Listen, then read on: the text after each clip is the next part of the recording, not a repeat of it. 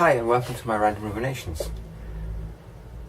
I'm not entirely sure what I was going to talk about this morning. I had an idea going to bed, but now I don't remember. Admittedly, going to bed was 12 hours ago, so in fairness. So what I decided to talk about instead is a wonderful gift that I was given on Friday. On Friday, one of my friends, Isolda, gave me an iPad 1.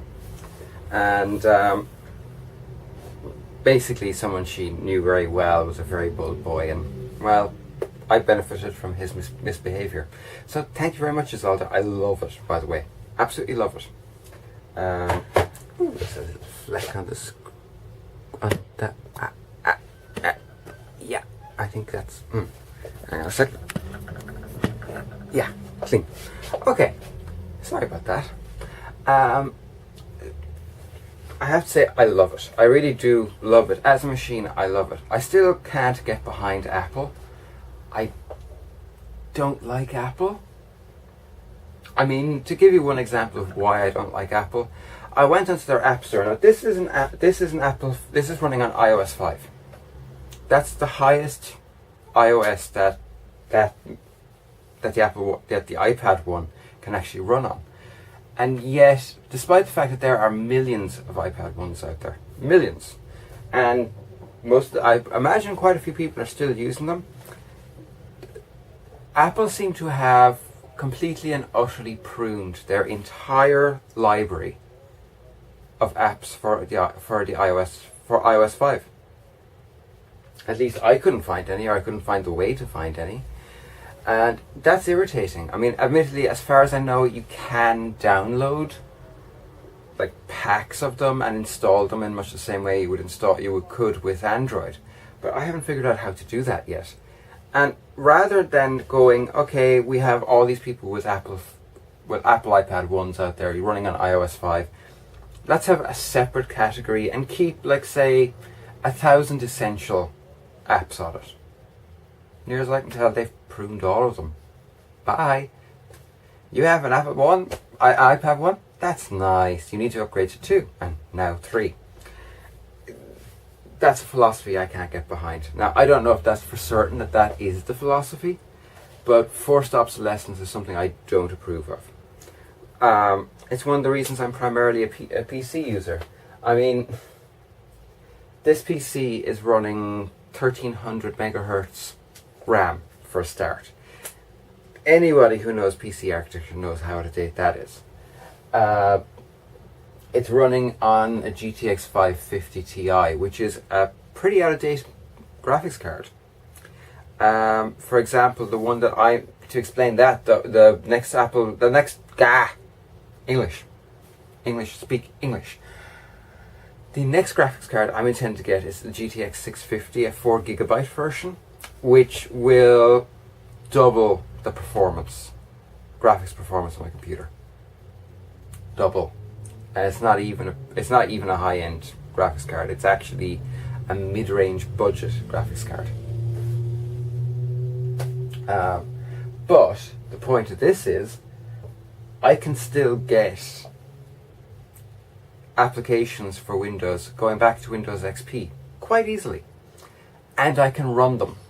They have compatibility settings, and you go in, you right click, you go compatibility, and you go properties, compatibility, set the compatibility of the version of Windows that program was meant to be run on. It's great, it works. Can't complain.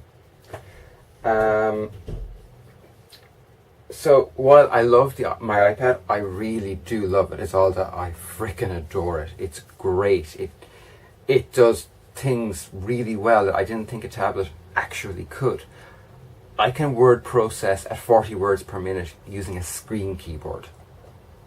I mean, what the fuck? It doesn't even have predictive typing. Now, I mean, admittedly, I'd love to get the TouchPal software keyboard for it, but that starts with iOS 6. So that's not happening.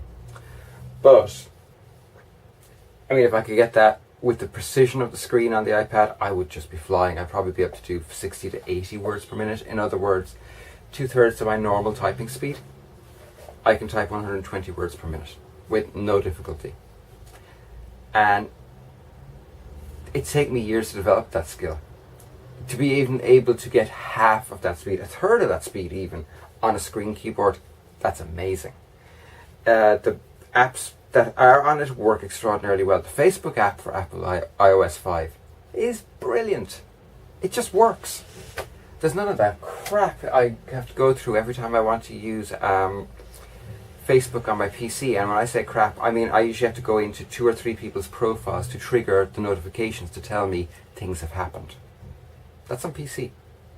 This just works. So I love this as a piece of tech, and GarageBand rocks. I mean, seriously, I'm in the process of writing jingles for a few different series that I want to do on my YouTube channel, and this, I love GarageBand. But as I said, I just can't get behind Apple. I honestly think that after each board meeting, they stand up, take a bottle of Virgin's blood, and as one use the toast, "Too evil." I swear they do. Apple are just, wow. I don't like them as a company. I don't like Microsoft as a company either, by the way. And I think I think Linux is almost a joke because it's so user unfriendly. So we're really kind of stuck with Mac or Windows. But while Microsoft, I don't like Microsoft. I don't think they have as quite a nasty way of viewing the world. Whereas Apple, when I see Apple, all I can see is that movie. What was the name of it? It was a con. The Sting. I think it's Burt Reynolds and Paul Newman. Could be. Well, anyway, it's about 2 grifters, and that's all I get from Apple is, here's another con coming your way, supplied by cheap Chinese labour. Huzzah! Yeah, I think I've gone off topic on this. Yeah. Anyway, I'm conflicted because I love this iPad. I frickin' adore it. I mean, okay, Apple OS makes no sense to me whatsoever. I actually find it quite convoluted. But on the other hand, it works really well, and the screen is so good, and it's so touch responsive, and okay, the speakers are crap, and they are. I use headphones on it all the time because the speakers are just rubbish. But it works, and it's stable, and it's nice to use, and it's actually relaxing to use, and it's fun to use. And at the other hand, it's Apple, and I don't like Apple as a company, and I don't agree with what their company stands for, and I think Steve Jobs needed to have his testicles kicked up into his throat before he died, frankly, because the crap he pulled with Steve Wozniak and the Apple fanatics, and the fact that Steve Jobs dies and it's like there's a new star in heaven. On the other hand, the guy who created C, the programming language, which so much is run on, dies, and silence. Nothing but silence. I get it, it's cult of personality, and if there's one thing you can say for Steve Jobs, he definitely had a personality. But I think it says a lot that he was the inspiration for the villain in Cloudy with a Chance of Meatballs 2. I mean, seriously? I look at that and I just go, hey, it's Steve Jobs. Everything I know about the guy says that's Steve Jobs. Up to and including calling an orangutan a monkey. Yeah. This has really gone off topic. I have no idea how I got here. So I think I'll finish up very quickly by saying, again, Isolde, thank you so much.